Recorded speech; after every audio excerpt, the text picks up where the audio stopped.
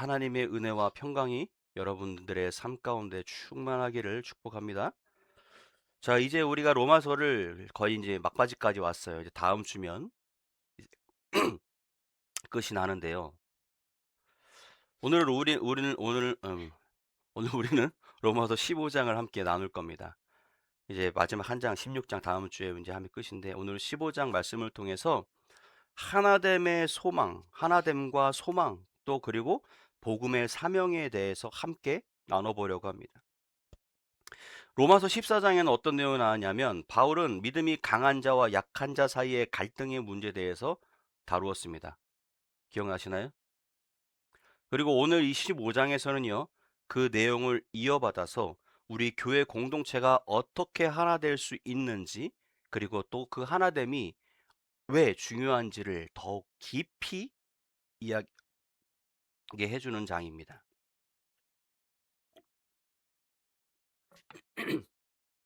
특히요. 이 장에서 우리가 세 가지 정도로 한번 나누어 보려고 하는데요.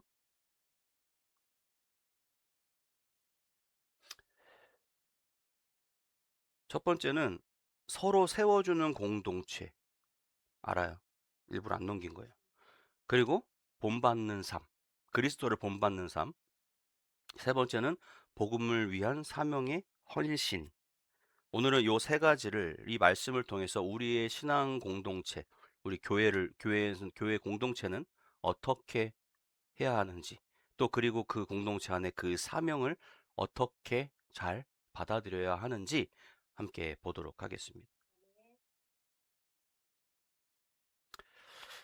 첫 번째 1절에서 6절 말씀입니다. 1절에 이렇게 말합니다. 믿음이 강한 우리는 마땅히 믿음이 약한 자의 약점을 담당하고 자기를 기쁘게 하지 아니할 것이라. 여기서 중요한 건요. 담당하다라는 거. 담당하다. 담당하다라는 이것은 단순히 참고 견디는 것이 아니라 짐을 함께 진다라는 거예요. 우리가 그 군대를 가면요. 행군이라는 걸 합니다. 네, 행군이라는 것을 하는데 그 행군이 참 힘들어요. 완전군장이라도 이제 그 안에 군인이 가질 수 있는 전투에서 필요한 장비들, 옷, 그러니까 여분의 전투복, 여분의 전투화, 그다음에 반합, 그러니까 밥통, 전쟁터에 쓰는 이렇게 깡통 있어요. 이렇게 뚜껑 있는 거 반합, 그다음에 뭐 속옷, 뭐 여러 가지를 챙겨서 가방에다 이렇게 짊어져요. 침낭까지 이렇게 딱 해서 그러면 가방이 이만해요. 뒤에서 보면 이만해요, 가방이. 그걸 메고 총을 메고 행군을 해요. 그런데 행군을 합니다. 이건 내 생명이에요. 뒤에 있는 거기 전투식량도 들어있고 막 다 들어있어요. 그러니까 전투하는 동안 내가 필요한 물자들이 다 들어있는 거예요. 앞에는 총을 들고 탄을 채우고 걸어갑니다. 엄청 그게 한 30km가 넘어요. 35km 거의 35km에서 40km 육박하는 무게를 짊어지고 행군을 하는 거예요. 그 행군을 왜 하냐면 전쟁 났을 때 차가 움직일 수 없는 상황에 전쟁터까지 가야 되니까 그 이동 거리를 훈련하는 거예요. 하는데 중요한 건 뭐냐면 가다가 이 짐을 내가 짊어질 수 없을 때 가다 보면 분명히 약한 사람도 있을 거란 말이에요. 그중에 힘이 강한 스트롱맨도 있을 수 있고 또 힘이 약한 사람도 있을 수 있겠죠. 그러면 당연히 체력이 떨어지는 사람은 내 짐을 짊어질 수가 없다라는 거죠. 그러면 누군가는 그 짐을 대신 지어줘야 된다라는 거예요. 그런데 그게 나도 힘들어 죽겠는데 저 사람의 짐까지 내가 짊어져야 되나?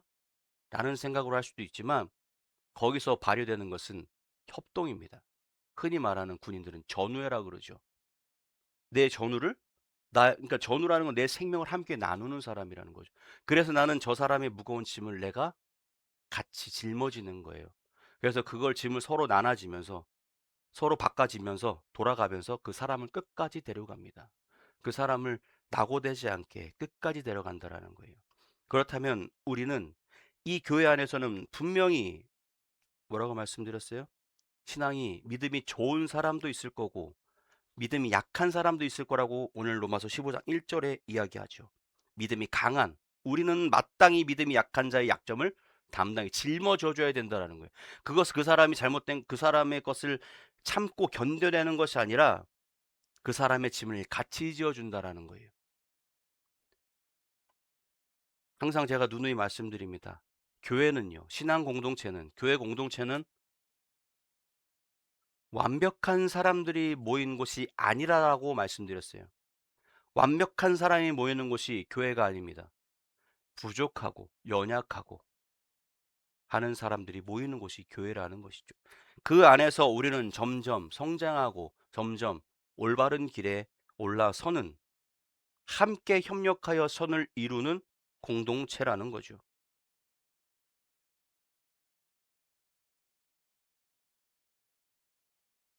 눈을 크게 뜨시고, 눈도 큰 아이가 왜 눈을 작게 뜨고 있을까요? 연약한 사람들이 함께 모여 서로 붙들어 주는 곳이 바로 교회 공동체라는 거예요. 서로 협력하여 서로 세워주고 서로 위해 주는 거, 이해해 주고 보듬어 주고 안아 주고 격려해 주고. 뭐 저런 사람이 왔어, 교회. 저런 사람이 오는 게 맞아요. 저 사람은 성격이 참, 그런 사람이 오는 게 맞습니다.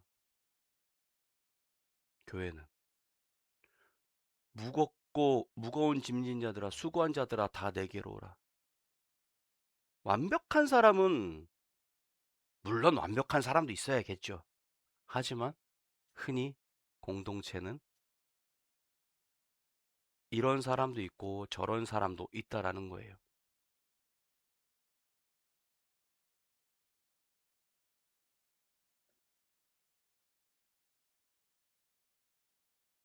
그런데 우리는 종종 이렇게 생각합니다. 왜 저 사람은 저렇게 믿음이 약하지? 왜 저렇게 행동하지? 하지만 바울은 이야기합니다. 판단하지 말고 짐을 함께 져라. 저 사람이 부족해? 그럼 부족한 것을 함께 같이 채워줘. 저 사람이 약해? 그럼 네가 강하게 만들어줘. 저 사람이 예배 참석을 잘하네? 그럼 네가 가서 그를 손을 붙잡고 이끌고 와라. 3절 한번 같이 볼까요? 그리스도께서도 자기를 기쁘게 하지 아니하셨나니 된 바 주를 비방하는 자들의 비방이 내게 미쳤나이다 함과 같으니라.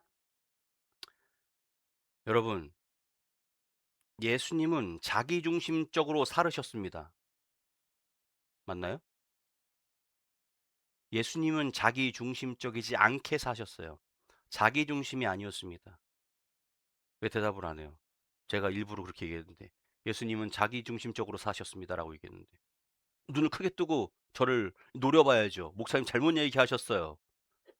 예수님께서는 자기중심적으로 살지 않으셨습니다. 어떻게 사셨습니까? 오히려 우리의 죄악과 연약함을 대신 지셨다라는 거예요. 우리의 죄악을, 우리의 연약함을 대신 지시고 그 무거운 짐을 대신 지어 주셨다라는 겁니다.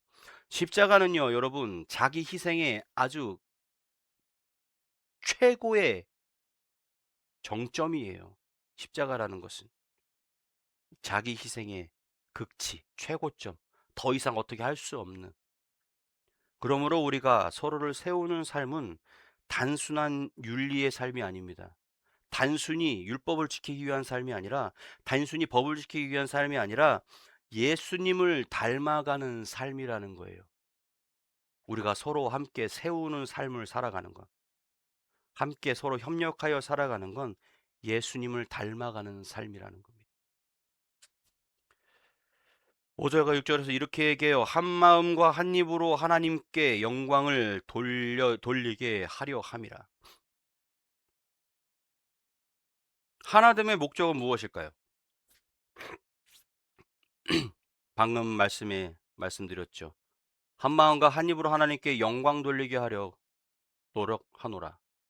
뭐예요? 한 마음과 한 입은 뭐예요?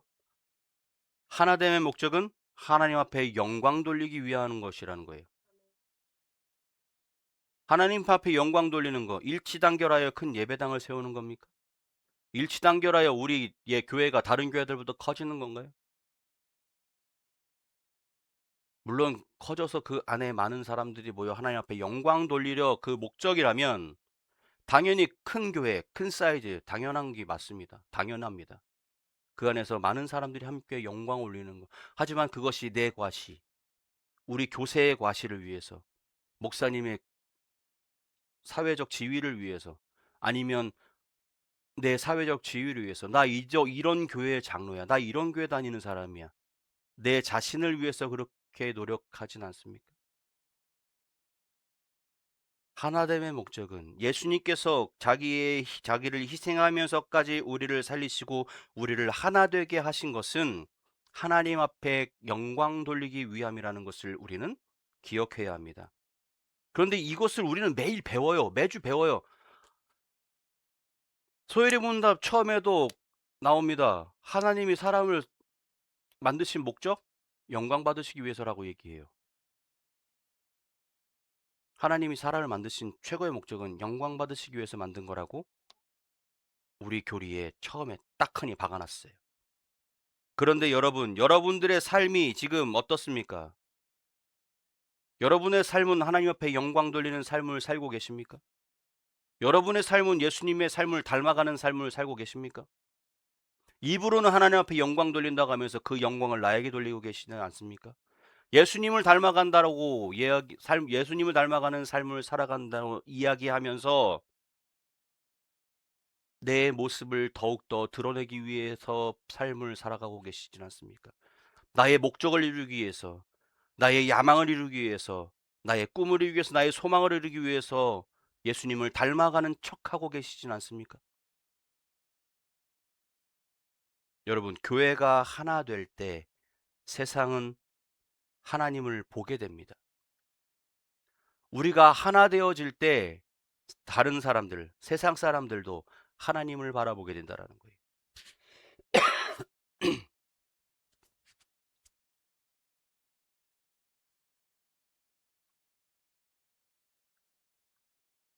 자기를 부인하고 나의 기쁨보다 이웃의 덕을 먼저 세우고 하나됨은 하나님과 한 마음으로 한 입으로 하나님 앞에 영광 돌리는 것. 판단보다는 우리는 이해해야 합니다. 비판보다는 사랑으로 서로를 세워줘야 된다라는 거예요. 마태복음 7장 1절에 비판받지 아니하라고든 비판하지 말라라고 이야기합니다. 내가 남들에게 말 듣기 싫으면 내가 남들에게 말을 듣기 싫으면 나 스스로도 다른 사람의 이야기를 하지 말라는 거예요. 이해됐어요?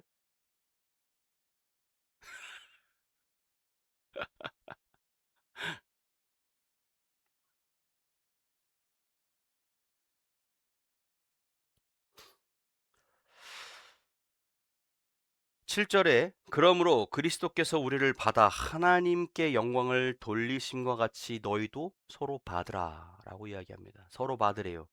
그리스도께서 우리를 받은 것처럼 너희도 서로 받으라라고 이야기합니다. 서로 받아라. 왜요?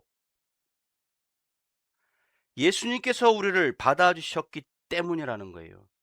예수님께서 우리를 받으셨기 때문에 너희도 서로 받으라는 거예요. 서로 협력하라는 얘기입니다. 서로 보듬으라는 얘기입니다. 예수님께서 우리를 받아주신 이유는 뭐예요? 우리가 온전해서 받아주셨습니까? 우리가 완벽해서 받아주셨나요? 우리가 의인이라 받아주셨던가요? 아니요. 아니요. 우리는 부족했습니다. 우린 죄인이었어요. 우리는 그저 연약한 죄를 짓는 한낱 죄인에 불과하지 않았습니다. 하지만 예수님께서는 우리를 안아주셨다라는 거예요. 예수님은 우리를 품어주셨습니다. 하나님은 예수 그리스도를 통하여 우리를 다 받아주셨다라는 거예요. 그런데 왜 우리는 나보다 조금 못하다고 그를 받아주지 않습니까? 나보다 잘났다고 그를 왜 외면합니까? 나보다 잘났다고 그를 욕하지 마십시오. 나보다 조금 못하다고 그 사람을 하대하지 마십시오. 우리는 하나님 앞에 모두 똑같은 자녀이고 똑같은 하나님의 백성입니다.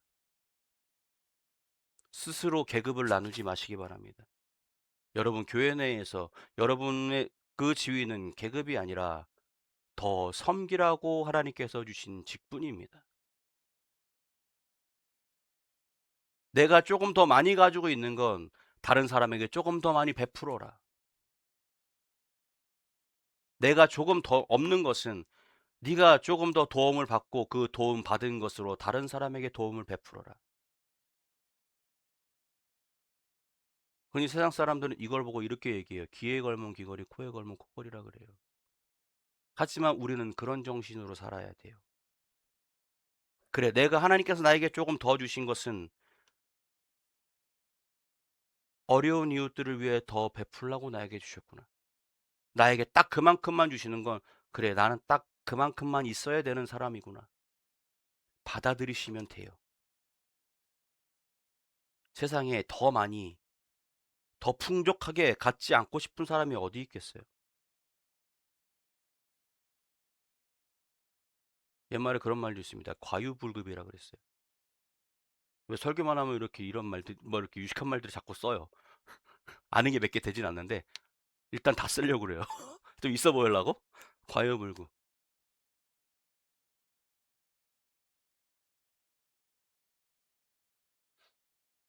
넘치는 거 좋지 않다라는 거예요. 없는 이만 못하라는 거예요. 너무 과하면. 그죠? 하나님께서 주신 것, 그것을 나누며 베푸는 것, 그것이 그리스도인의 사명이라는 겁니다. 우리는 어떤 존재였다고 아까 말씀드렸어요. 우리는 죄인이었어요. 연약했어요. 부족했습니다. 그럼에도 불구하고 예수님은 우리를 어쩌셨어요? 거절하지 않으셨다라는 거예요.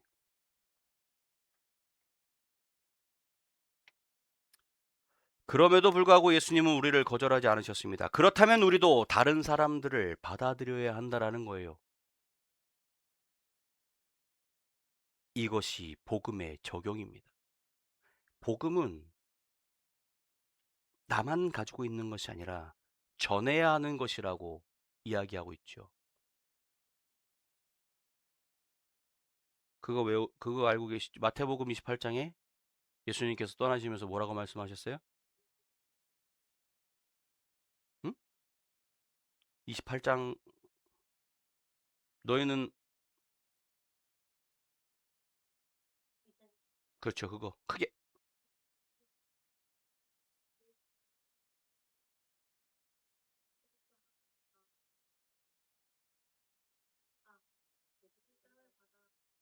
예루살렘과 온 땅까지 이르러. 좋아요. 괜찮아요. 예수님께서 말씀하셨어요. 예루살렘과 땅끝까지 이르러 뭐라고요? 내 증인이 되라. 복음을 전해라. 증인이라는 것은 예수 그리스도께서 오셨고 돌아가셨고 다시 부활하셨고 그가 우리를 구원하셨다라는 것을 증거하라는 거예요. 증인. 증인은 뭐 해야 됩니까? 그것만 내가 알고 있으면 끝나는 건가요? 내가 누가 이 사람이 저 사람이 뭐 잘못한 걸 내가 봤어요. 그럼 그 사람은 증인이죠. 그럼 그 사람은 법원에 가서 그걸 얘기해 줘야 돼요. 왜냐하면 피해자가 더 이상 피해를 보지 않도록 가해자가 그 응당한 죄를 받게 하기 위해서. 그럼 내가 그걸 알고서 입을 꼭 다물고 있어요. 그러면 그 판도가 어떻게 되겠습니까? 뒤집어질 수도 있겠죠. 피해자가 어느 순간 가해자가 될 수도 있습니다. 가해자가 어느 순간 피해자가 될 수도 있어요. 세상 사람들은 알지 못하는 사람이 너무나 많이 있습니다. 그러면 알고 있는 우리가 가서 그들에게 예수님께서 어떻게 하셨는지 그들에게 증거, 증언해야 하는 의무가 있다라는 거예요. 예수님께서 우리에게 그 의무를 부여하고 가셨어요. 여러분 세금 안 내면 징수과에 와서 다 압류해 갑니다. 자동차세를 안 내면 자동차에 압류 딱지를 붙여요. 다 가져가겠다고. 의무예요. 남자들은 군대를 가지 않으려고 도망 다니면 잡혀갑니다. 그래서 교도소에 가요. 근데 웃긴 건 교도소에 가서 그 벌을 다 받고 군대를 또 가야 돼요. 교도소 갔다 왔다고 해서 안 가는 거 아닙니다. 의무라는 것은 그렇게 막중한 거라는 거예요. 강제성이 있다라는 거. 의무는 내가 하고 싶다고 하고 하기 싫다고 안 하는 게 아니에요. 우리나라에 의무 많잖아요. 건강보험도 의무예요. 그거 안 들면 계속 붙어 있어요. 차도 못 팔아요. 집도 못 팔아요. 압류 붙어서. 의무는 그만큼 법적 제재가 있다라는 거예요. 예수님께서 우리에게 말씀하신 너희는 세상과 땅끝까지 이르러 내 증인이 되라라고 말씀하신 것은 하나님께서 너 그렇게 할래? 그렇게 해도 되고 안 해도 되가 아니라 너 그렇게 해야 돼라고 우리에게 말씀하셨다라는 거죠. 강제성이 있다라는 거예요. 우리에게 의무가 부여됐다라는 겁니다. 그런데 그 의무를 부여받은 자가 그것을 제대로 행하지 않으면 어떻게 되겠습니까? 당연히 그에 대한 합당한 징벌이 나에게 돌아오겠죠. 복음은 다른 것이 복음이 아니. 당연히 예수님께서 이 땅에 오시고 부활하시고 우리를 위해 십자가 못 박혀 주고 부활하신 것이 당연히 복음이죠. 그렇다면 그 복음, 예수님께서 그 우리를 위하여 희생하신 그 희생, 예수님께서 우리를 받아주신 것처럼 우리도 다른 사랑을 받고 그들에게 예수 그리스도의 사랑을 함께 나누고 함께 그 사랑을 키워가는 것이 예수님께서 우리에게 주신 의무라는 거예요. 열심히 교회 나와서 열심히 찬양하고 열심히 너의 신앙만 키워라. 이것이 우리 하나님께서 우리에게 주신 의무를 부여 주신 것이 아니라 너희는 와서 기도하고 예배하고 그다음에 복음을 전파해라. 복음이 조금 약한 자들에게, 믿음이 좀 약한 자들에게 그를 키워라. 그에게 힘을 주어라. 듣지 못한 자에게 전해라. 무식하다 그래서 막대하지 마라. 유식하다 그래도 그 사람이 지식이 많다 그래도 그 사람 시기하지 마라. 너와 저는 똑같은 자다.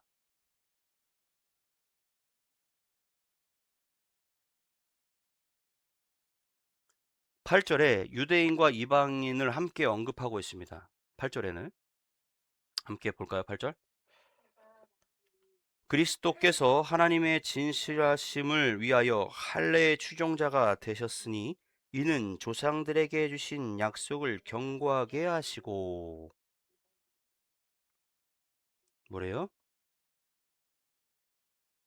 그리스도께서 하나님의 진실을 위하여 할례를 추종하는 자가 되셨으니 여기서는 할례를 추종하는 자들은 누구예요? 이방인이란 얘기예요. 할례를 추종하는 자들, 할례 받지 못한 자들, 추종자가 그거잖아요. 그렇게 되지 못한 사람들이 그걸 갈망하는 거. 그죠? 이는요, 복음이 모든 사람을 위한 것임을 보여주고 있다라는 거예요. 복음은요, 차별하지 않습니다. 복음은 경계를 허뭅니다. 그리고 13절은 오늘 여기 13절의 구절은 아주 중요한 핵심 구절이 있어요. 오늘 제목의 구절입니다. 15장 13절에 소망의 하나님이 모든 기쁨과 평강을 믿음 안에서 너에게 충만하게 하사 소망의 하나님이 모든 기쁨과 평강을 충만하게 하사 여기서 하나님은 소망의 하나님이라고 부릅니다. 우리의 소망은 뭡니까? 환경이 아닙니다. 사람도 아닙니다. 누가 소망이에요? 하나님은 뭐라고 했어요? 소망의 하나님. 하나님이 우리의 소망이라는 거예요. 그리고 그 소망은 성령을 통해 넘치게 됩니다. 성령을 통해 우리에게 넘치게 부어주신다라는 거예요. 여러분의 삶 가운데 이러한 소망들이 충만하기를 주의 이름으로 축복합니다.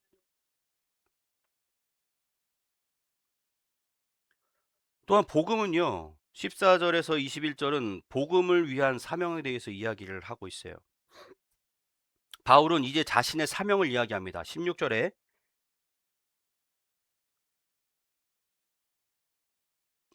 이 은혜는 곧 나로 이방인을 위하여 그리스도 예수의 일꾼이 되어 하나님의 복음의 제사장 직분을 하게 하사 이방인을 제물로 드리는 것이 성령 안에서 거룩하게 되어 받으실 만하게 하려 하심이라.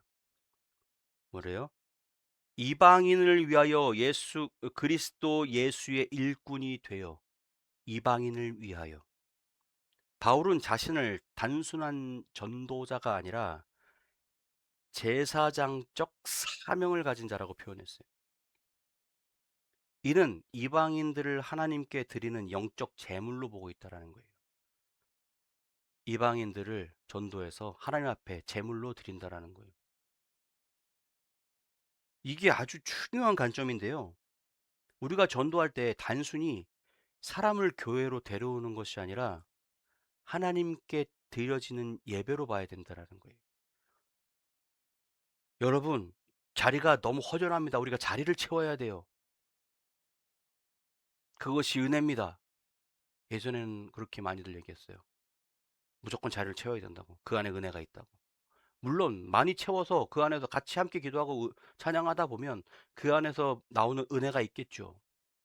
하지만 한 사람 데려오는 것이 중요한 것이 아니라 우리의 관점은 그 사람을 데려와 한 사람이라도 데려와서 그 사람이 하나님 앞에 예물로 드려져야 되는 산제물로 예물로 하나님 앞에 드려지는 예배가 되어줘야 된다라는 겁니다. 단순히 자리를 채우고 단순히 그 사람들을 앉혀다가 그냥 쓴 자리를 채우는 머릿수로 보는 것이 아니라 하나님께 드려지는 예배로 봐야 된다라는 거예요. 18절에 그리스도께서 나를 통하여 이루신 것 외에는 이라고 이야기합니다. 바울은 바울은요 자신의 업적을 한 번도 자랑한 적이 없어요. 내가 이만큼 했어. 내가 이만큼 해가지고 이렇게 일곱 교회가 이렇게 살아나고 있고 이만큼 했어. 이렇게 했어. 그것을 한 번도 자랑하지 않았어요. 심지어 그는 자신의 육체가 아픈 것 또한 은혜라고 이야기했습니다. 사람이 그런 생각할 수 있잖아요. 내가 이렇게 열심히 했는데 이 몸만 조금 더 괜찮으면 내가 더 열심히 할 수 있을 것 같은데 하나 예수님께서 뭐라고 했어요? 하나님께서 네 은혜가 족하다. 네 은혜가 족하대요. 아파 죽겠는데 하나님 나 좀 살려주세요. 좀 안 아프게. 네 은혜가 족하다. 네 상황이 지금 너에게 딱 맞아. 여러분 그런 생각하죠. 환경만 조금 좋아지면 더 열심히 할 것 같은데 돈만 조금만 더 있으면 더 잘할 수 있을 것 같은데 근데 그거 보세요. 뭐 드라마에서 많이 나오는 장면이긴 한데 내가 서포트만 잘 받으면 정말 훨훨 날 수 있는 사람인데 라고 이야기하는 사람도 있어요. 그 사람들 훨훨 날던가요? 아니요. 나는 척하다가 다 꼬꾸라져요. 나는 척만 해요. 정말 강한 사람은 말없이 묵묵히 일을 해내는 사람. 그런 사람들이 정말 무서운 사람. 회사에서 가장 무서운 사람이 뭐라 그래요? 말없이 일 잘하는 사람. 회사에서 제일 무서운 사람이 말없이 일하는 사람이래요. 말없이 일 잘하는 사람. 그 사람이 제일 무섭대요. 일 못하면서 와 회사가 어쩌고저쩌고 막 떠드는 사람은 무섭지 않대요 회사에서. 근데 가장 무서운 건 말없이 자기 일에 충실한 사람. 왜냐하면 그런 사람들은 어느 순간 휙 잘못되면 회사에도 타격이 올 수 있기 때문이라는 거죠. 그만큼 영향력을 가질 수 있다라는 거예요. 바울은 자신을 한 번도 드러낸 적이 없습니다. 모든 것이 다 그리스도를 통하여 그리스도께서 나를 통하여 이루신 것이라고 얘기해요. 내가 잘나서 내가 말빨이 좋아서 내가 설교를 잘해서 말씀을 잘 전해서 사람들이 예수 그리스도를 영접하는 것이 아니라 내 주변에 모이는 게 아니야. 그리스도가 나를 통하여 일하셨기 때문에 이렇게 됐다라고 바울은 항상 이야기했다라는 거예요.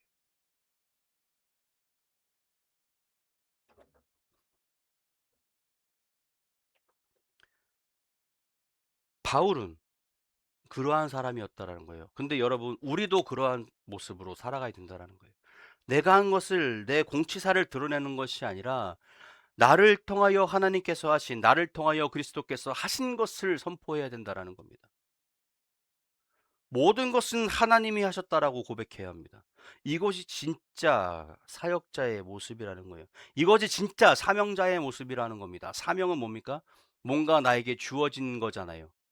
목숨과 같이 해야 되는 사명. 사명자라고 그러죠, 우리는. 근데 그 사명 누구한테 받은 겁니까?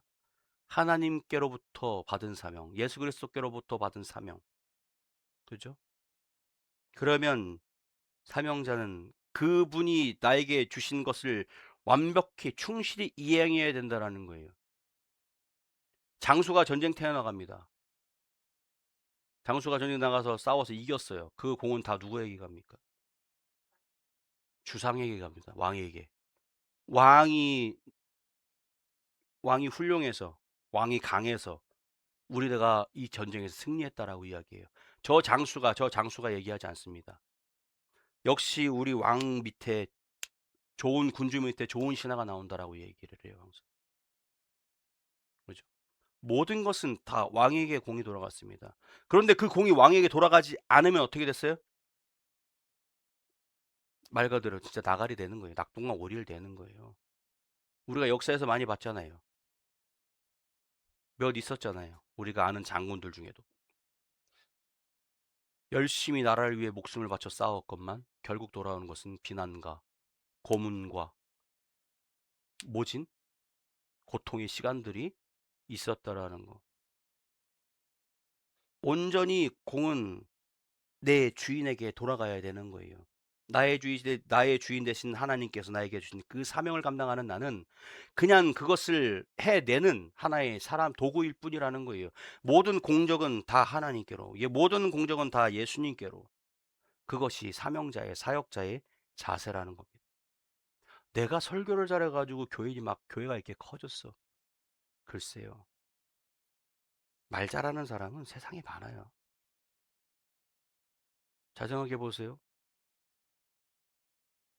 우리 아는 흔히 이 사이비 종교들 있죠. 그 안에 하나님이 계세요? 그 안에 하나님이 안 계세요. 근데 엄청 모여요, 사람들이. 그러면서 하나님을 엄청 찾아요. 그들에겐 하나님이 있습니까? 저는 하나님이 없다고 봐요. 그냥 말 잘하는 사기꾼이 말을 잘하다 보니까 거기에 현혹되는 거예요. 여러분, 내 안에 사명감이 없으면, 내 안에 하나님이 안 계시면 나는 그저 말 잘하는 사기꾼이 될 수도 있다라는 겁니다. 내 안에 하나님이 계시고 내 안에 예수님이 계셨을 때에 내가 하는 예수 그리스도 하나님의 그 복음들이 진짜가 되고 보석이 되어진다라는 거예요. 안에 하나님이 없는 하나님의 말씀은 우리가 흔히 말하는 팥없는 찐빵, 안고 없는 단팥빵. 그죠? 여러분, 사명자의 삶을 살아가시기 바랍니다. 하나님의 예수 그리스도의 그 공을 가로채는 것이 아니라 내가 한 모든 것이 그리스도의 은혜요 하나님의 은혜라고 고백하며 살아가는 저와 여러분 되길 주의 이름으로 축복합니다.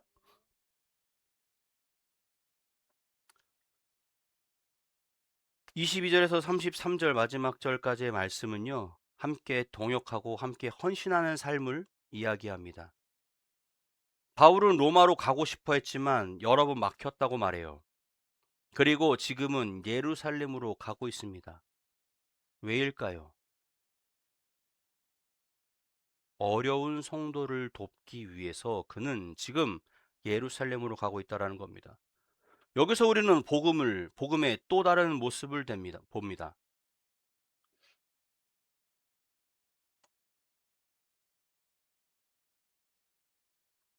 복음은요, 나눔입니다.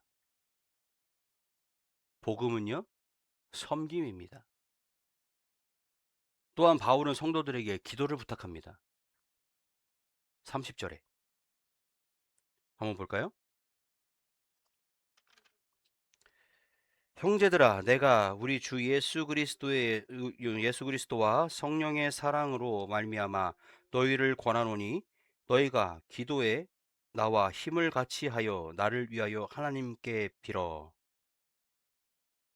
이야기합니다. 나와 함께 기도해줘. 나를 위해 기도해줘. 하나님 앞에 빌어줘. 나를 위해서. 31절에 나로 유대에서 순종하지 아니하는 자들로부터 건지심을 받게 하고 또 예루살렘에 대하여 내가 섬기는 일을 성도들이 받을 만하게 하고 라고 이야기해요. 나를 위하여 하나님께 빌어 나와 함께 같이 해달라고. 같이 동역해달라는 얘기입니다. 나와 힘을 합쳐달라는 거예요. 공동체 사역은 혼자 하는 것이 아닙니다. 함께 기도하는, 또 함께 동역하는 거예요. 여러분, 교회란 어느 단체든 마찬가지겠지만 교회도 마찬가지입니다. 목사님 혼자 잘한다고 해서 교회가 성장하는 게 아니에요. 성도들과 목사님과 함께 기도하고 함께 마음이 하나로 합쳐졌을 때 하나님께로 우리의 마음이 합쳐지고 하나님께로 올라갈 때 하나님께서 그 기도에 응답하신다라는 겁니다. 기도와 섬김으로 공동체를 동참하시기 바랍니다. 그렇다고 나눔 중요합니다. 섬김 중요합니다. 그런데 그 안에 하나님이 없는 나눔과 하나님이 없는 섬김은 중요하지 않다라는 거예요. 나눔과 섬김이 있어도 그 안에 하나님, 예수 그리스도가 있어야 된다라는 겁니다. 예수 그리스도를 위하여 나누고 예수 그리스도를 위하여 섬겨야지요. 교회를 위하여, 물론 교회를 위하는 게 하나님을 위하는 것일 수도 있어요. 그 사람들 생각엔. 그런데 하나님이 계시지 않는 그저 교회의 사람을 채워넣기 위한 섬김과 나눔은 중요하지 않다라는 거예요. 그에게 나누어 주는 것, 그를 섬기는 것이 그리스도를 그에게 전하는 것이어야 된다라는 거예요. 그가 하나님 앞에 드려지는 예물의 제사의 예물이 되어줘야 된다라는 겁니다. 하나님 앞에 예물을 가져오듯이 그를 극진히 대해서 하나님 앞에 데려나와야 된다라는 거예요. 우리 매번 얘기하잖아요. 하나님, 나를 산 제물로 드립니다. 제물로 받아주시옵소서. 그렇다면 한 사람을 교회에 데리고 오는 것은 하나님 제단에 드려지는 한 제물이라는 거죠. 그러면 당연히 그를 위해, 그를 섬기고 그를 위해 나누고 그를 극진히 보살피는 것은 당연하다라는 거예요. 구약 시대에 제사를 지낼 때 송아지들과, 그죠? 양들을 데리고 옵니다. 그런데 막 굴려 갖고 오나요? 아주 그냥 조심 상처, 몸에 상처 나지 않게 조심.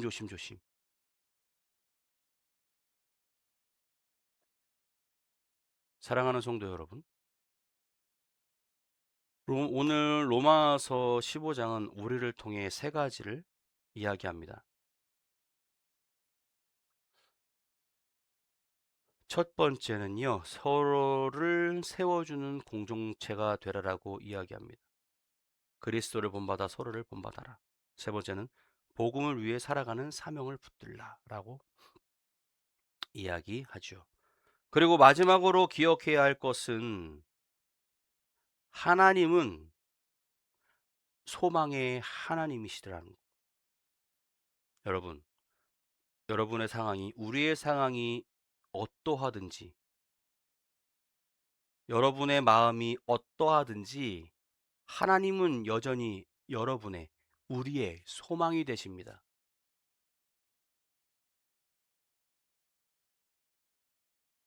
우리가 볼까요? 나는 공동체 안에서 다른 사람을 세우고 있는가?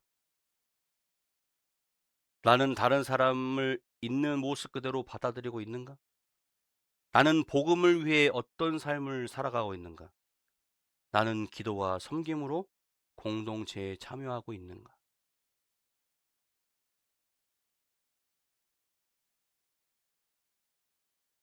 소망 안에서 하나가 되기를 바랍니다. 오늘 말씀처럼 기쁨과 평강이 충만해지고 소망이 넘치는 삶이 되기를 주의 이름으로 축복합니다. 기도하겠습니다. 사랑의 하나님 아버지, 감사합니다. 오늘도 우리 하나님 말씀을 함께 나눴습니다.